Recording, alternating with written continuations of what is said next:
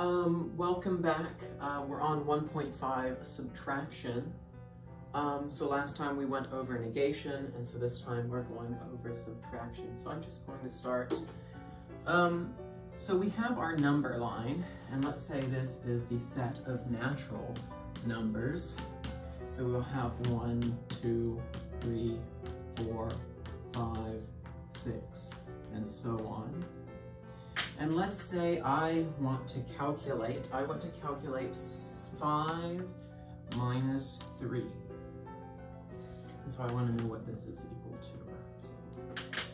So what I can do is, if we have our number line, I can do just like we did with the positive numbers and just like we did with addition, where when we wanted to add a number, we went to the right to get greater value. Well, this is becoming a lesser value. So we take our point at 5, which is where we start, and we move to the left instead of the right 3 places, which is 1, 2, 3, which results in the answer of 2. Now, of course, this is really elementary, but what we also have is we can have another number line. This time, this number line is going to be our integers, which we went over last time. So we have -1, -2, -3, -4, -5, and so on. And then we have, actually, let's just remove -5, because that looks a little bit strange there. We'll do and so on. And then we'll do 1, 2, 3, 4, 5, and so on and so forth. So this will go from -infinity to positive infinity. And what we want to do is we want to find what 3 minus 7 is. Well, we're taking a number that is greater than the initial number right here. So if we have this initial number, which is going to be 3, we start at 3, and we move backwards 7 places. Well, that will get us a negative number. 1, 2, 3, 4, 5, 6, 7, that's -4. And this is basically how you do it in regards to the number line. Pretty simple, pretty easy to remember. And so now we're going to go over using sorts of blocks as an example. So let's say I have the number 4 exemplified by this set of blocks with 1, 2, 3, 4 blocks in it, creates 4 blocks, and I add 3, which is exemplified by this set of blocks.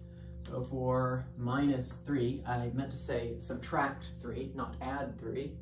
So we're going to take this away from this. So if we fill out this in red, we know that's 1, 2, 3 blocks. So we can go ahead and remove 3 blocks here. 1, 2, 3. And we have 1 block left, which means this answer is equal to 1.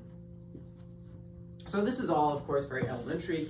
You definitely already knew this in some form or fashion, but what we can do is we can get an interesting definition for our integers. So remember how, or for our subtraction with integers, so remember how I said in our previous video with negation, I touched upon the idea that a minus b is actually equal to a plus -b. This is a very important notion within mathematics. It's very important when it comes to negation, subtraction, when dealing with integers, when dealing with any form of negative numbers, or taking something away. Because what we're saying is that if we have these two numbers, right, we are saying that, well, it's not actually b, it's the opposite of b. So we're not subtracting b, we're adding the opposite of b, which is -b. Because if we look on a number line and we have, this is our number line for integers, and we have 0, and we have 1, and we have -1, well, this one, which is 1 right here, is going to be our standard value of 1, which we think of when we say 1, but the opposite of 1 is going to be our -1. And when these numbers are combined, it totals to 0, right? Because when you add the opposite to the opposite of each other, so a negative 1 plus 1, if you have 1 of something and you take away 1 of something, you're left with nothing. If you have 2 of something and you take away 2 of something, you're left with nothing. And so that's why it is the opposite. So we have the opposite of the number in regards to a minus b is equal to a plus negative b. So if we want a more detailed and complex note, what we could do is we could use the example of 9 minus 2. So what we're going to do is we're going to say 9 minus 2 is equal to something. So what we can do here is we can rewrite this as 9 plus negative 2. And since we know that we can expand 9 as like 1 plus 1 plus 1 plus 1, 1, 2, 3, 4 plus 5, we can do something like that. We can expand it in any way because we know that 9 is equal to a variation of the numbers that are lesser than it to be equal to 9. So what we could do is we could expand 9 out and actually say 9 is equal to 7 plus 2. This is true. And so what we can do is we can substitute our 7 plus 2 into our 9. And so what we get here is we get 7 plus 2, and we're going to use our parentheses, plus negative 2. And remember, we know our commutative and associative properties, and so we know that when we have a few numbers like a plus b plus c, we can actually rewrite this as c plus b plus a, or we can write it as c plus a plus b. And so we can rewrite this in any sort of form here. And so what we are going to do is we're going to take our 7 plus 2 plus negative 2, and what we're going to do is take the 2 out of it and add it to the negative 2. So what we have is now 7 plus 2 plus negative 2. And this is all equal to this. And the reason I'm expounding this, because you already know that 9 minus 2 equals 7. It's a very elementary thing. But if we want to know why it is equal to that, what is the underlying logic to 9 minus 2 equals 7, right? And so that's what I'm showing you here. If you expand 9 into 7 plus 2, what we get is we get the 2 opposites of each other. We get 2 and negative 2. And remember what I said, when we have 2 opposites of each other, what do? They cancel out. And so what we're left with is 7 plus 0, and anything plus 0 is just equal to that number. So our final answer is 7. And now you don't have to do this every time, obviously. It's a rather tedious process. But if you do it at least a few times, you understand the underpinning of a lot of subtraction. So if I do the same thing with 3 minus 2, well, we know that we can rewrite this as 1 plus 2. So we have 1 plus 2. So we have 1 plus 2 plus negative 2, right? And then when we rewrite this whole thing, just like we did here, we have 1 plus 2 plus negative 2. And now we can cancel this out like we did last time. And we get 1 plus 0, or just 1. And so that's an easy, well, not necessarily easy, but it's a calculated way to understand why 9 minus 2, or why some number minus some other number is equal to that something. Because what we're doing is we're adding the opposite, and when we expand it out such that we can see the opposites there, we understand why they cancel out and why we get a lesser number. So we'll go with some examples here to go over. So what we'll have is we'll have 0 minus 18 equals what? We'll have 18 minus 18 equals what? And we'll have 18 minus 0 equals what? Right? Well, we can go ahead and rewrite this, right? We have 0 minus 18. Well, remember, that's equal to 0 plus negative 18. And we know that 0 plus anything is just going to be that same thing. So what we get is we get negative 18 for our answer.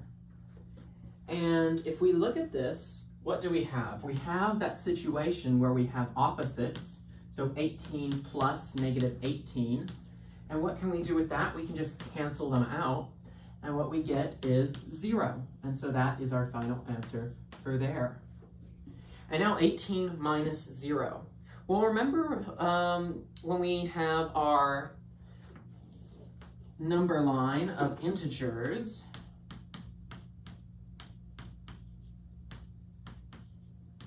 like this. Well, what do we have in the middle? We have 0. 0 is neither positive nor negative. So when something is not positive, it is called a non-positive. And that just means all the negative numbers. And when something is non-negative, or when something is not negative or positive, we call it non-negative. But 0 is simultaneously non-positive and non-negative at the same time. And so what we have here is when we take 18 plus negative 0, we can't really do that, so we just cross out that 0. And what we get is positive 18. And so that's a pretty nice and easy way to see that right there. And we can do another problem with, let's say we want to figure out what 999 times 345 is, right? Well, that doesn't seem like subtraction, does it? It doesn't seem like it would have to involve all those sorts of things, but it does, because if we can rewrite this in some other way, then we'll be able to find out the answer much more quickly than doing 999 times 345 and going out and manually writing blah blah blah blah blah blah blah blah blah, right?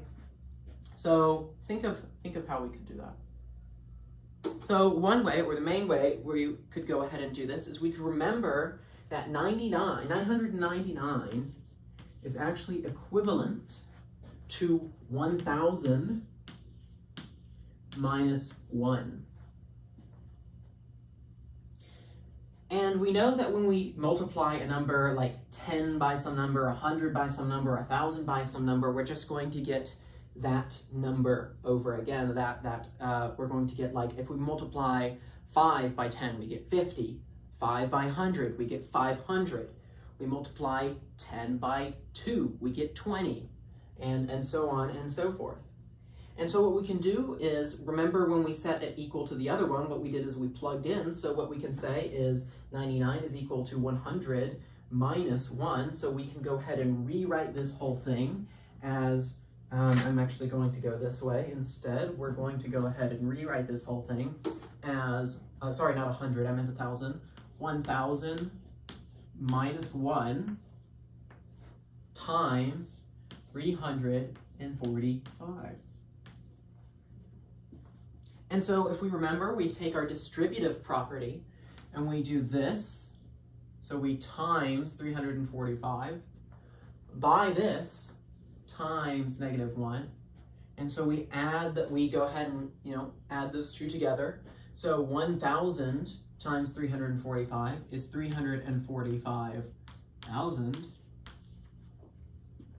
And then we add negative 345, because negative 1 times 345 is going to be negative 345.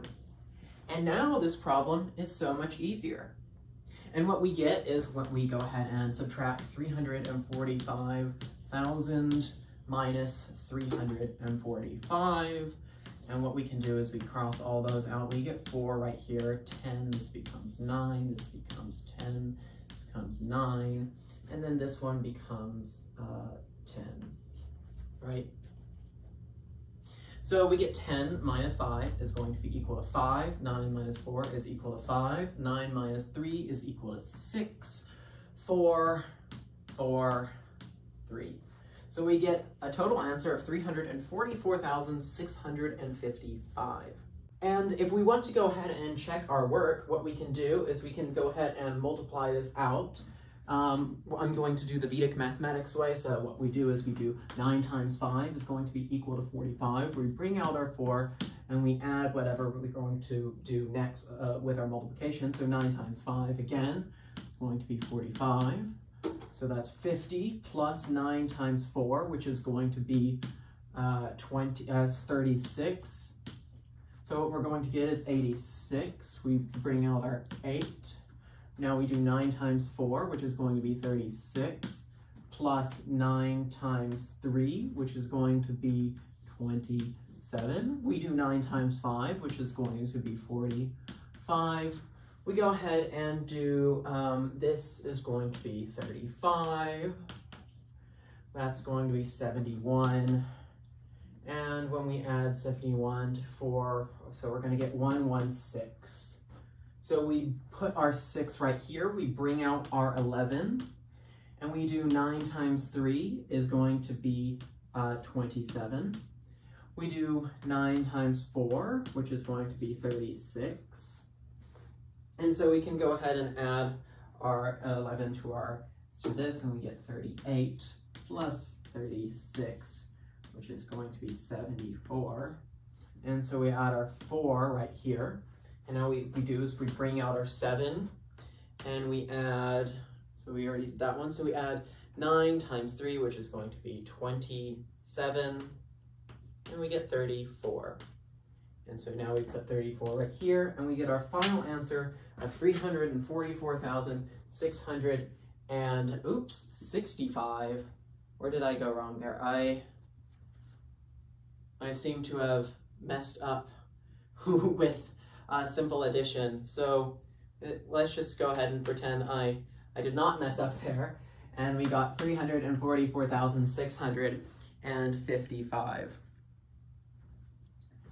So this is going over how to do it with we're doing it with large digits and numbers that are almost some digits. So we can do this with 98, because we remember 98 is equal to 100 minus 2. We can do this with 9 times some number times some number. We can remember that 9 is equal to 10 minus 1. And so this creates our problems, this lets our problems be easier for us. Because another thing that we can do is we can go ahead and say, well, 9 is equal to 5 plus 4, right? And since 9 is equal to 5 plus 4, or 9 can be equal to, or these can be equal to something like 15 minus some number. So we can say 13 is equal to 15 minus 2. And when we multiply something by 15, it'll be easier to work out. So let's go ahead and try to evaluate something a little bit more abstract to get you to really, really think, right? So let's say I have some numbers, A minus B, and I want to make it such that A minus B does not equal B minus A. What numbers could I put in there? Well, this could seem very simple because there's a large amount of numbers that could fit in there. But what we do here is we can just say let A, so we can say let A be equal to 2 and let B equal to 1. And so what we can do is we can go ahead and check this. So we plug in 2 minus 1. Well, that equals 1. And we plug in 1 minus 2. Well, that's equal to 1 plus negative 2, which is negative 1. Because remember, we can go ahead and expand this process out. 1 plus We have 1 plus, sorry,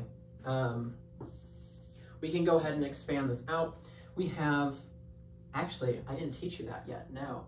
Okay, so something we can do with this, actually, is we can look at this and we can go, okay, well, what I can actually do is I can factor out a negative from this, and I can say that this is actually equal to a negative times -1 plus 2, which I can rewrite as 2 minus 1 times a negative. And 2 minus 1, that's equal to 2 plus -1. And I can go ahead and rewrite that as 1 plus 1 plus -1. I can go ahead and cancel these items out right here. Sorry, not this one. I can go ahead and cancel these items out right here.